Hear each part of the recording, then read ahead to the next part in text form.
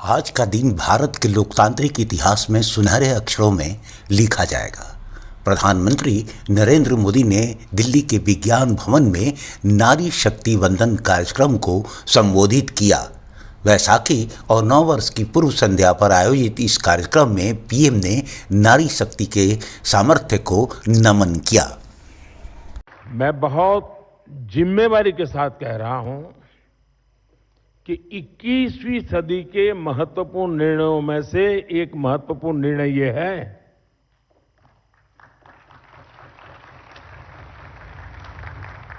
ये निर्णय नारी शक्ति को समर्पित है। नारी शक्ति वंदन को समर्पित है। हमारे देश की संसद एक नया इतिहास रचने के करीब है। एक ऐसा नया इतिहास जो अतीत की संकल्पनाओं को साकार करेगा, जो भविष्य के संकल्पों को पूरा करेगा। एक ऐसे भारत का संकल्प जो समता मूलक हो, जहां सामाजिक न्याय केवल एक नारा न हो, लेकिन हमारी कार्य संस्कृति का, हमारे वर्क कल्चर का, हमारी निर्णय प्रक्रिया का स्वाभाविक हिस्सा हो। साथियों, राज्यों की विधानसभाओं से लेकर देश की संसद तक दशकों की प्रतीक्षा के अंत का समय 16, 17, 18 है। प्रधानमंत्री ने स्पष्ट किया कि सामाजिक न्याय अब केवल नारा नहीं बल्कि नारी भारत की कार्य संस्कृति का हिस्सा है। उन्होंने कहा कि दशकों का इंतजार अब खत्म होने वाला है, क्योंकि देश की संसद एक नया इतिहास रचने के करीब है। साथियों, हमारे देश में महिला नेतृत्व का एक बेहतरीन उदाहरण पंचायती राज संस्थाएं भी हैं। आज भारत में 14 लाख से अधिक महिलाएं लोकल गवर्नमेंट बॉडीज में सफलतापूर्वक काम कर रही हैं।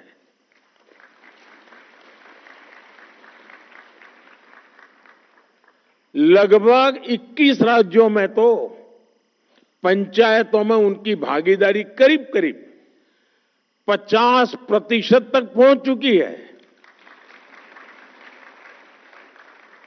और मैं जब विदेश के मेहमानों से कभी इस विषय पे बात करता हूं, ये आंकड़ा सुनते उनका मुंह खुला रह जाता है। उनको आश्चर्य होता है। साथियों, ये कोई साधारण बात नहीं है। लाखों महिलाओं की राजनीति और सामाजिक जीवन में ये सक्रियता दुनिया के बड़े बड़े नेताओं और राजनीति के विशेषज्ञों को भी बहुत ही हैरान करने वाली बात होती है। और इससे भारत का बहुत गौरव बढ़ता है। साथियों, अनेक अध्ययनों में ये सामने आया है कि जब निर्णय प्रक्रियाओं में महिलाओं की सहभागिता बढ़ी तो इससे व्यवस्थाओं में भी संवेदनशीलता आई है। और ये बहुत बड़ी ताकत होती है। और इसका परिणाम है पानी, शिक्षा, स्वास्थ्य, पोषण, ऐसे कई विषयों में ज्यादा समर्पण भाव से, ज्यादा संवेदनशीलता से परिणामकारी काम हुए हैं।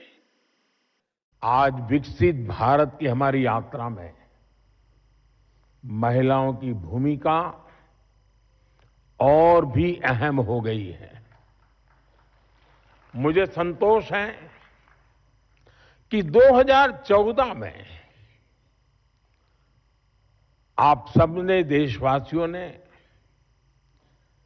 हमें यहां सेवा करने का अवसर दिया है और तब से लेकर अब तक हमारी सरकार ने महिलाओं के जीवन चक्र के हर पड़ाव के लिए योजनाएं बनाई, उन्हें सफलतापूर्वक लागू किया। आज पहली सांस से लेकर आखिरी सांस तक हमारी सरकार कोई न कोई योजना लेकर के भारत की बहन बेटियों की सेवा में हाजिर है।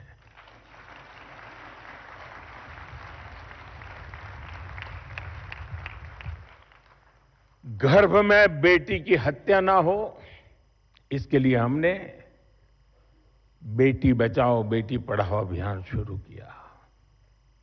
गर्भ की अवस्था में मां को सही पोषण मिले, इसके लिए हर गर्भवती मां को मातृ वंदना योजना के तहत 5,000 रुपए की आर्थिक मदद दी।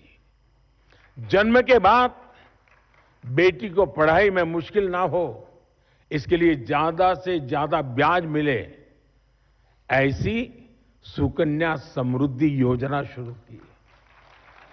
बेटी को गंभीर बीमारी से बचाने के लिए बचपन में उसे सही समय पर टीके लगते रहे, इसके लिए मिशन इंद्रधनुष शुरू किया।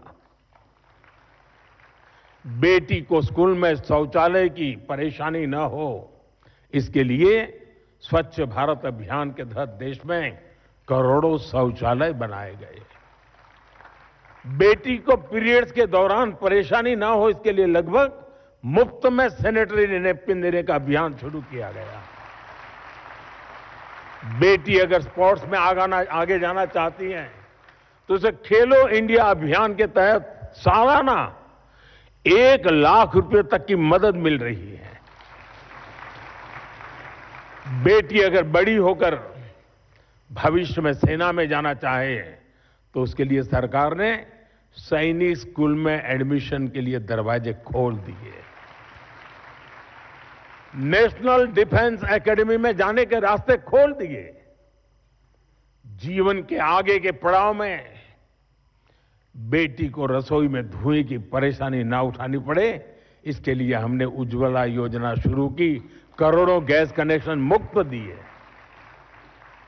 बेटी को मीलों तक सिर पर पानी ना ढोना पड़े, इसके लिए हमने हर घर नल से जल अभियान शुरू किया। बेटी को अपने परिवार के लिए राशन की चिंता ना करना पड़े, इसके लिए मुफ्त राशन की योजना शुरू की। अपने पारिवारिक जीवन में बेटियों को इलाज की चिंता न हो, इसके लिए उन्हें 5 लाख रुपए तक का मुफ्त इलाज देने वाली आयुष्मान योजना संभव बनाई दी। 80% तक डिस्काउंट पर सस्ती दवा के लिए जन औषधि केंद्र, इन सबका सबसे ज्यादा लाभ हमारी बहनों और बेटियों को हो रहा है।